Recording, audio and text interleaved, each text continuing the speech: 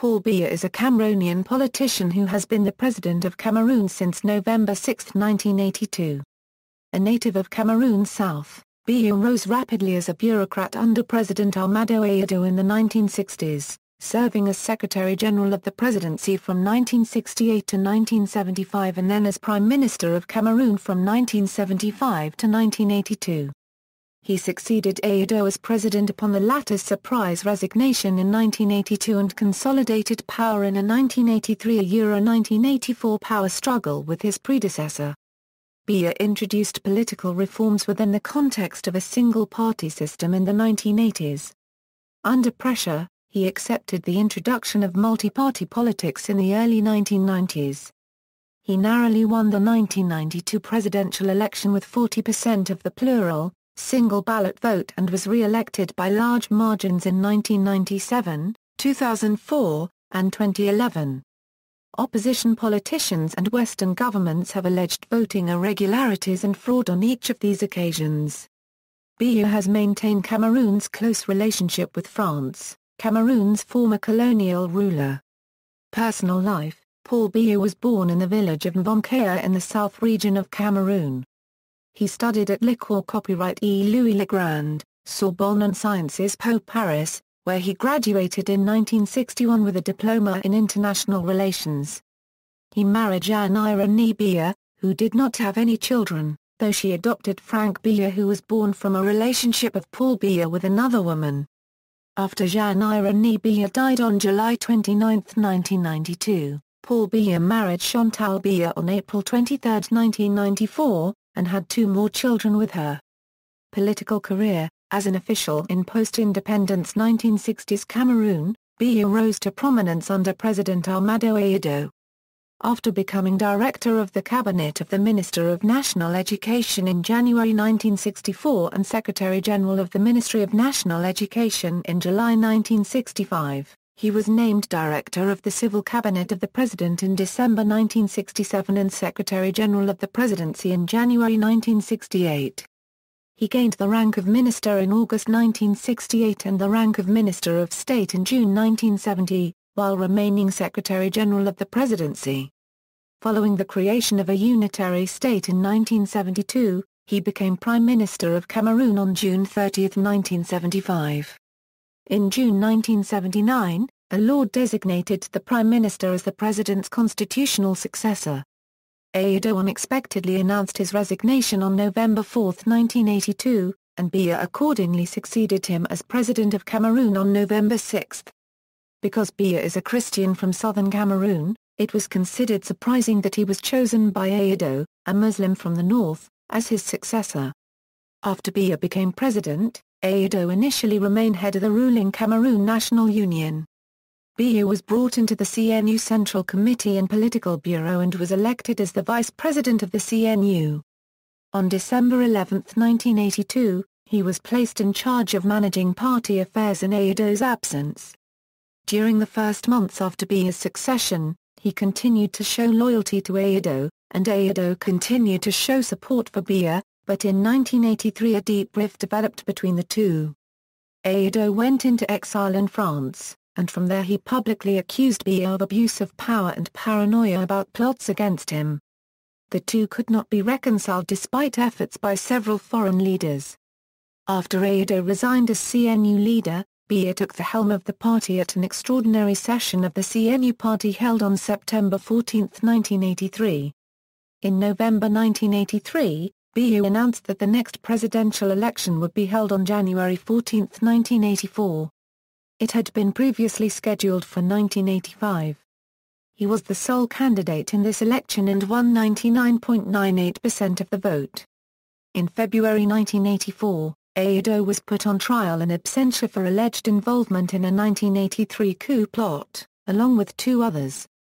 They were sentenced to death, although Biya commuted their sentences to life in prison, a gesture seen by many as a sign of weakness. Biya survived a military coup attempt on April 6, 1984, following his decision on the previous day to disband the Republican Guard and disperse its members across the military. Estimates of the death toll ranged from 71 to about 1,000. Northern Muslims were the primary participants in this coup attempt, which was seen by many as an attempt to restore that group's supremacy. Biya, however, chose to emphasize national unity and did not focus blame on northern Muslims.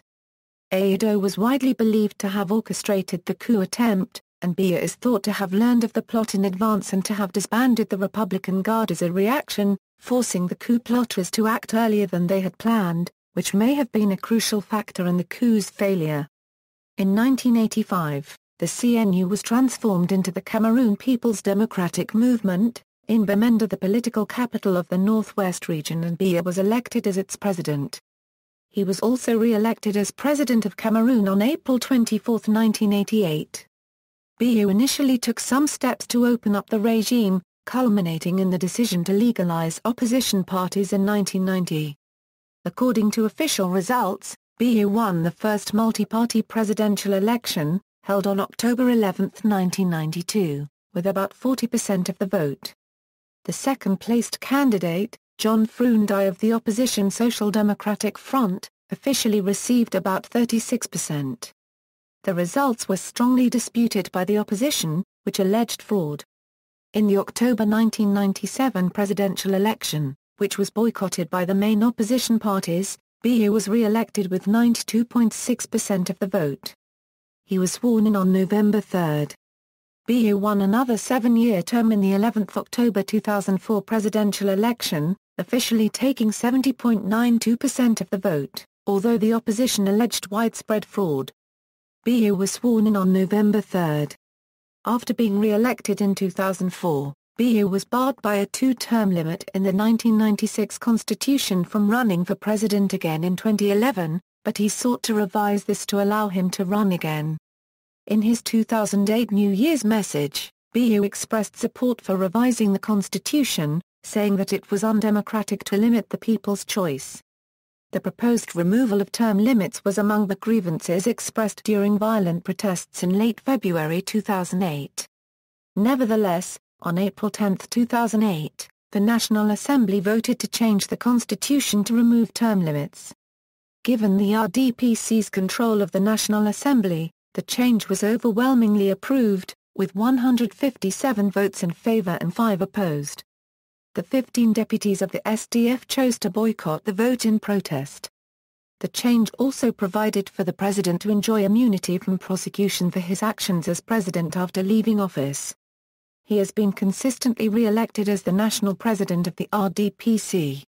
He was re-elected at the party's second Extraordinary Congress on July 7, 2001 and its third Extraordinary Congress on July 21, 2006.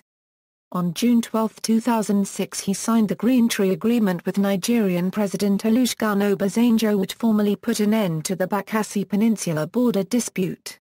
In the October 2011 presidential election, Biya secured a 6th term in office, polling 77.9% of votes cast. John Frundi was his nearest rival, polling 10%. Biya's opponents alleged wide-scale fraud in the election and procedural irregularities were noted by the French and U.S. governments. In his victory speech, Biya promised to stimulate growth and create jobs with a program of public works which would transform our country into a vast construction site. On November 3, 2011, he was sworn in for another term as president. Opposition and criticism, Biya is sometimes characterized as aloof, making relatively few public appearances. Since the early 1990s, he has faced his strongest opposition from the Anglophone population of the former southern Cameroons in the western part of the country. Although Biya made some efforts to open up the political environment, his regime still retains clear authoritarian characteristics and has largely bucked the trend toward democracy in Africa since the 1990s. Under the constitution, Biya has sweeping executive and legislative powers. He even has considerable authority over the judiciary. The courts can only review a law's constitutionality at his request. The RDPC continues to dominate the National Assembly, which does little more than approve his policies. Tyrants, The World's 20 Worst Living Dictators, by David Wolochinsky, ranked Biya with 3 others commonly in sub-Saharan Africa, Robert Mugabe of Zimbabwe, Teodoro Obiang Mbasogo of Equatorial Guinea, and King Mswati of Swaziland. He describes Cameroon's electoral process in these terms: every few years, Biya stages an election to justify his continuing reign, but these elections have no credibility. In fact, Biya is credited with a creative innovation in the world of phony elections. In 2004, annoyed by the criticisms of international vote monitoring groups, he paid for his own set of international observers, 6 ex-US congressmen, who certified his election as free and fair. Biya regularly spends extended periods of time in Switzerland at the Hotel Intercontinental Geneva, where the former director Herbert Schott reportedly said he comes to work without being disturbed.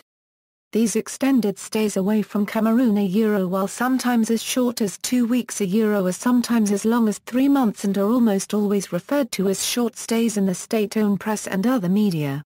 In February 2008, he passed a bill that allows for having an additional term in office as president, which was followed by civil unrests throughout the country.